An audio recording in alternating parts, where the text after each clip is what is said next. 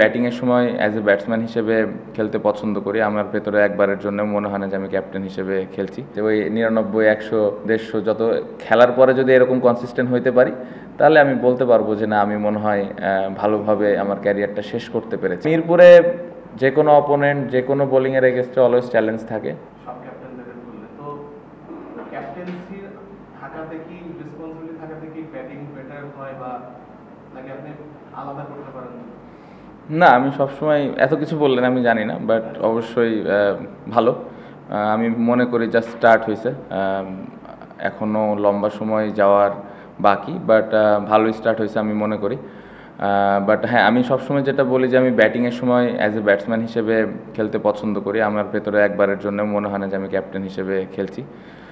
চিন্তা করি যে কীভাবে অ্যাজ এ ব্যাটার হিসেবে কন্ট্রিবিউট করতে পারি, ওটাই মেন ফোকাস থাকে। আর যখন অফ দ্য ফিল্ড বা যখন ফিল্ডিংয়ে থাকি, তখন আমি ক্যাপ্টেন হিসেবে আমার যে রেসপন্সিবিলিটিসগুলো ওইগুলো আমি চেষ্টা করি পালন করার।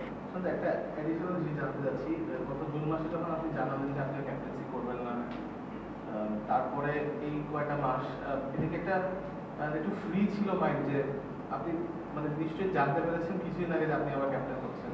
এই যে টাইমটা কি অ্যাকচুয়ালি বেটার ছিল আপনার জন্য, যে আপনার ক্যাপ্টেন্সি নিয়ে ভাবতে পারেন নিজেকে বেটার? প্রথম কিছুদিন কঠিন ছিল, to be very honest, but হ্যাঁ, তারপরে অনেকটা রিল্যাক্স হয়ে গেছিলাম এবং এনজয় করেছি পুরো সময়টা। নিজেকে সময় দিয়েছি, পাশাপাশি ফ্যামিলিকে সময় দিয়েছি, নিজের ক্রিকেটটা আর একটু কীভাবে ইমপ্রুভ করা যায় স্কিল ওয়াইজ, মেন্টালি, এই বিষয়গুলো নিয়ে কাজ করেছি। বাট আমি মনে করি যে ওই সময়টা আমার খুব ভালো কেটেছে। ক্যাপ্টেন, আপনার যে 50 থেকে 100 কনভারসেশন রেট, মানে সেটা অলমোস্ট 60% আর কি, 5টা 50 আর 8টা সেঞ্চুরি আপনার। এই যে কনভারসেশন রেট, এটা নর্মালি বাংলাদেশের ব্যাটসম্যানদের খুব একটা দেখা যায় না, মানে সবাই 50-60-তে আউট হয়ে যায়। আপনার ক্ষেত্রে আপনি কি এটা চিন্তা করে পারেন নাকি এটা অটোমেটিক্যালি? ভাই, মাত্র মনে হয় 38 ম্যাচ খেলছি, সো এখনই এত লম্বা মানে এত ভালো ভালো কথা শোনার আসলে অভ্যাস আমার নাই। তো আমার মনে হয় যে যদি এই যে মুশফিক ভাই 99টা টেস্ট খেলে ফেলেছে, ওই 99, 100, 150 যত খেলার পরে যদি এরকম কনসিস্টেন্ট হইতে পারি, তাহলে আমি বলতে পারবো যে না, আমি মনে হয় ভালোভাবে আমার ক্যারিয়ারটা শেষ করতে পেরেছি। সো ভালো স্টার্ট, আমি যেটা বললাম, সবে মাত্র 38 টেস্ট। যদি ক্যারিয়ার শেষে এরকম কনসিস্টেন্ট থাকতে পারি তাহলে ভালো লাগবে। বাট চিন্তা করে করি না, চেষ্টা করি যে যখন সেট হই, চেষ্টা থাকে যে কিভাবে আমি বড় রান করতে পারি টিমের জন্য।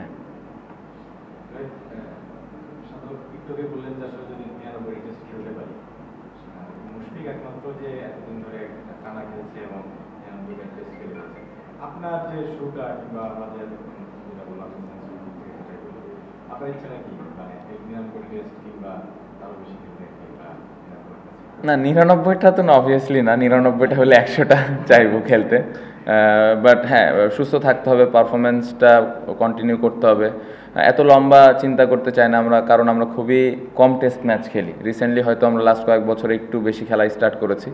সো চেষ্টা থাকবে যে এক একটা ম্যাচ কীভাবে আমি দলের হয়ে কন্ট্রিবিউট করতে পারি। একটা একটা করে ম্যাচ যদি আমি খেলতে পারি, তাহলে দেখা যাবে যে বছর শেষে বা আমার ক্যারিয়ার শেষে কতগুলো ম্যাচ আমি খেলতে পারবো, তখন আসলে বোঝা যাবে। বাট এত লম্বা, এত দূরে চিন্তা করতে চাই না এখন। গতকালের ইনিংসটা নিয়ে একটু বলি, মানে শ্রীলঙ্কার 2টা সেঞ্চুরি ছিল একই টেস্টে, 2 সেঞ্চুরি। গতকালের ইনিংসটা ওই ইনিংসগুলোর থেকে কতটা ডিফারেন্ট ছিল, মানে দেখে মনে হচ্ছে অনেক কমফোর্টেবল শার্প। কি চেঞ্জ ছিল আপনার কাছে, কি? না, শ্রীলঙ্কার সাথে ডিফারেন্ট চ্যালেঞ্জ ছিল। ওইখানে ওদের বোলিং অ্যাটাকটাও ডিফারেন্ট, ওদের স্পিন বেশি, আমাদের খেলা লেগেছে ওইখানে।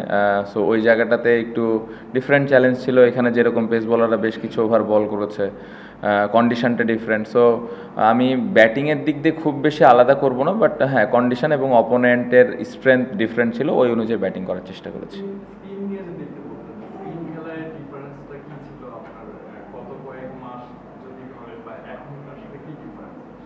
না, তেমন কোনো ডিফারেন্স নাই। আমার মনে হয় যে এই ইনিংসটা যদি আমি বলি, যে কয়টা বাজে বল পেয়েছিলাম সবগুলো ইউটিলাইজ করতে পেরেছি, এটা একটা পজিটিভ দিক ছিল। এবং সবসময় এটাই লক্ষ্য থাকে, কারণ ইন্টারন্যাশনাল লেভেলে আসলে বাজে বলের পরিমাণটা খুবই কম পাওয়া যায়। সো ওই বাজে বলগুলোকে যত ভালোভাবে ইউটিলাইজ করা যায়, এটা ইম্পর্টেন্ট। সো ওটা করতে পেরে আমার মনে হয় ভালো লাগছে। না, এই ইনিংসে তো আমি খুব বেশি সুইপ খেলিনি। আমার মনে হয় একটা সুইপ খেলেছি, প্যাডেল সুইপ কিছু খেলেছি, ওরকম কিছু না। মেরিট অফ দ্য বল খেলার চেষ্টা করেছি। আমাদের আমাদের ব্যাটারদের আমরা দেখছিলাম যে ওদের স্পিনাররা খুবই ভালো করছিল সিলেটের মতো স্পোর্টিং উইকেটে। তো নেক্সট ম্যাচ আমাদের মিরপুর, সেখানে ওদের স্পিনারদের বিপক্ষে আমাদের চ্যালেঞ্জটা আরও বাড়তে পারে কিনা। আর সেকেন্ড প্রশ্ন, আপনি বলছিলেন যে আমরা টেস্ট ম্যাচ কম খেলি, বিশেষ করে ইন্ডিয়া, অস্ট্রেলিয়া কিংবা নিউজিল্যান্ড, ওয়েস্ট ইন্ডিজ, সাউথ আফ্রিকার মতো টিমগুলোর বিপক্ষে আমাদের কম খেলা হয়। তো কয়েকদিন আগে থেকেই কথা হচ্ছিল যে 2 টায়ার টেস্ট চ্যাম্পিয়নশিপ, কিন্তু বিভিন্ন রিপোর্টে দেখা যাচ্ছে যে সেটা হচ্ছে না। তো সেটা আসলে বাংলাদেশের জন্য একটা পজিটিভ ব্যাপার কিনা? অবশ্যই পজিটিভ ব্যাপার, আমরা তো সব দলের সাথে খেলতে চাই। আপনি যেটা বললেন যে আমরা কম ম্যাচ খেলি, সো সবার সাথে খেলার অপরচুনিটিটা থাকলে আমাদের ইমপ্রুভ করার জায়গাটাও থাকে, আমরা কি অবস্থানে আছি এটা বোঝাটাও সহজ হয়। প্রথম কোশ্চেনটা, এখানে স্পিনার অনেক ভালো স্পিনার মিরপুরে যে কোনো অপোনেন্ট যে কোনো বোলিংয়ের এগেনস্টে অলওয়েজ চ্যালেঞ্জ থাকে, বাড়তি আলাদা কোনোভাবে চিন্তা করার কোনো সুযোগ নাই, চ্যালেঞ্জ থাকবে। বাট ওই চ্যালেঞ্জটা কীভাবে আমরা হ্যান্ডেল করি এটা ইম্পর্ট্যান্ট, এবং এই ম্যাচটা যেভাবে আমরা খেলেছি আমি আশা করব যে এই কনফিডেন্সটা মিরপুরে কাজে দিবে। লাস্ট টু কোশ্চেন ক্যাপ্টেন, যেটা প্রশ্ন করতে যাচ্ছি একটা হচ্ছে যে আয়ারল্যান্ড, আপনি স্ট্রেংথের কথা বললেন, শ্রীলঙ্কার এক ধরনের স্ট্রেংথ, আয়ারল্যান্ডের এক ধরনের স্ট্রেংথ, আমরা 580+ রান করেছি।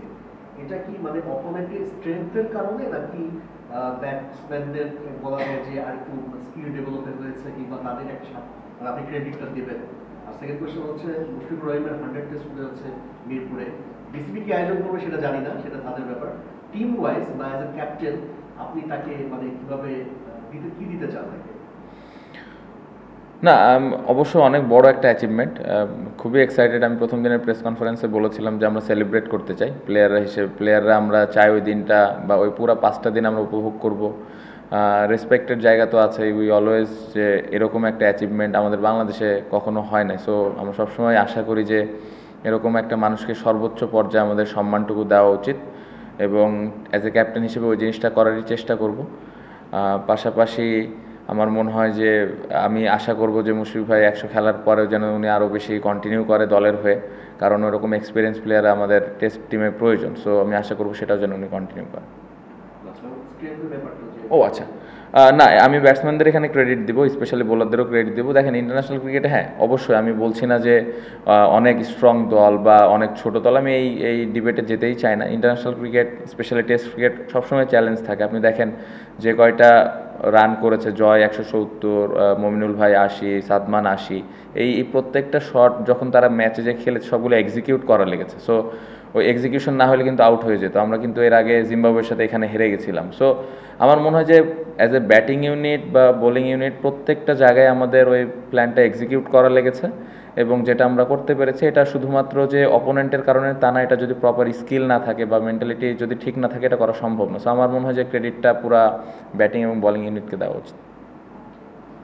দুটো জিনিস, একটা হচ্ছে হাসান মুরাদের পারফরমেন্স কেমন দেখে, জয় দলে ফিরে এটা নিয়ে একটু বলতেন দুই ব্যাপারে। আর as a captain obviously condition, home কন্ডিশনই চুজ করা যায় বা কিছুটা হয়তো ইয়ে করা যায় যে আপনার প্রেফারেন্স থাকতে পারে, কিন্তু নাও দ্যাট হোম সিরিজ খেলছেন একটা সিলেটে, ঢাকা রাইডার্স, আপনি অ্যাজ এ ক্যাপ্টেন কোনটা প্রেফার করেন? কোন একক উইকেটে খেললে বাংলাদেশ দলের জন্য ভালো?